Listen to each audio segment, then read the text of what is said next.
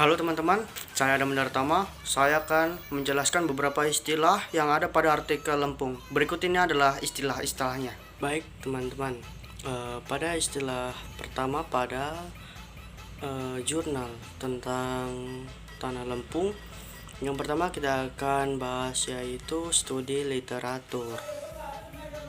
Studi literatur merupakan kegiatan yang berhubungan dengan metode pengumpulan data dan mencatat, serta menggunakan penelitian-penelitian terdahulu agar untuk menyempurnakan penelitian yang kita akan gunakan sekarang.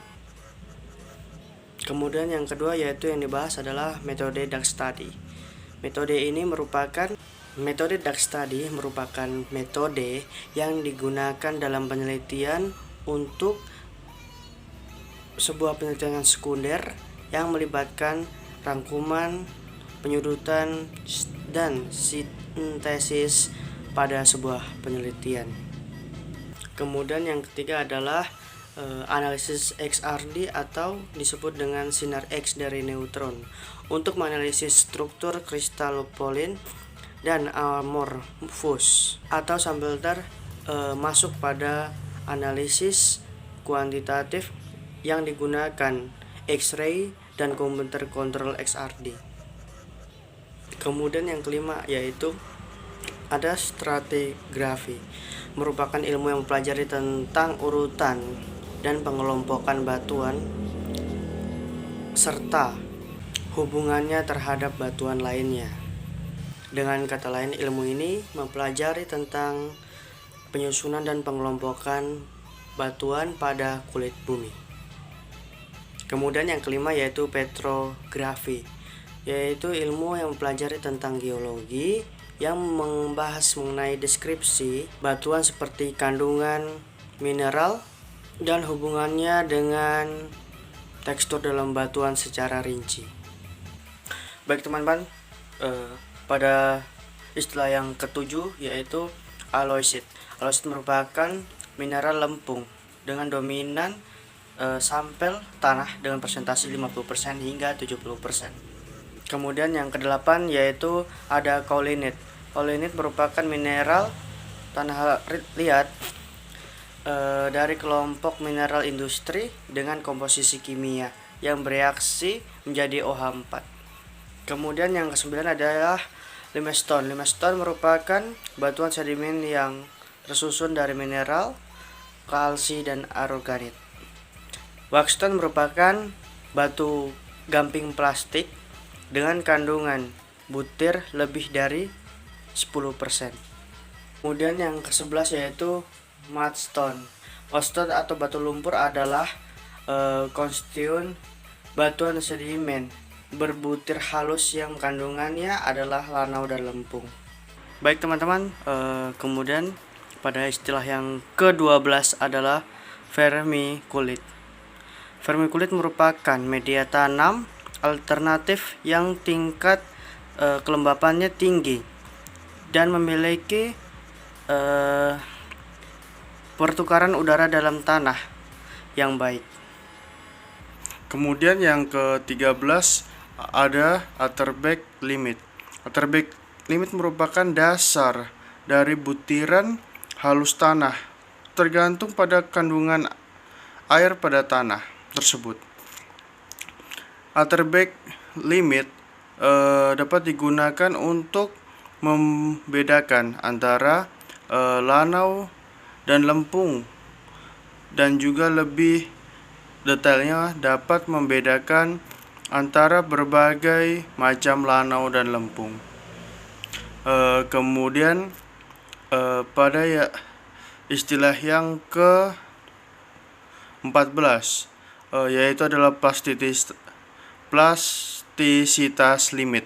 Plastisitas limit didefinisikan sebagai kadar air pada kedudukan antara daerah plastis dan seni padat, yaitu presentasi kadar air di mana tanah dengan diameter silinder 3,2 mm mulai retak-retak ketika digulung.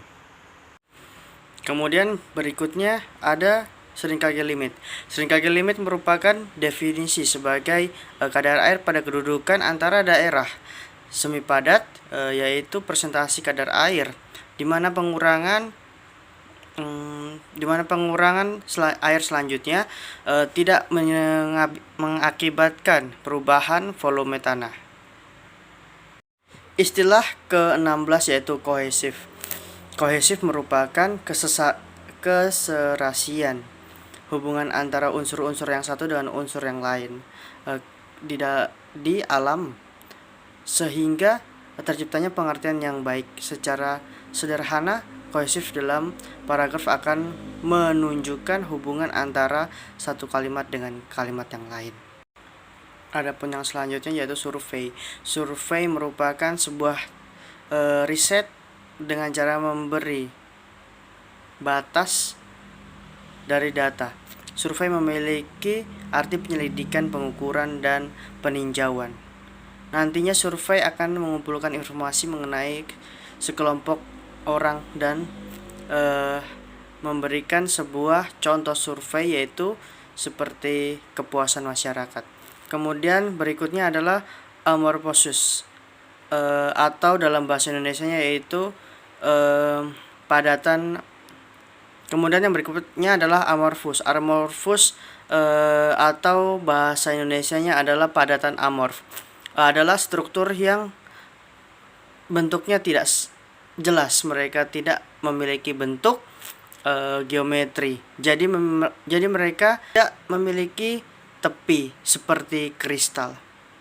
Kemudian yang ke-19 adalah polykrustal, yaitu salah satu jenis sel surya yang berbentuk persegi yang terbentuk dari beberapa kristal silikon berbentuk batang yang disatukan melalui proses peleburan.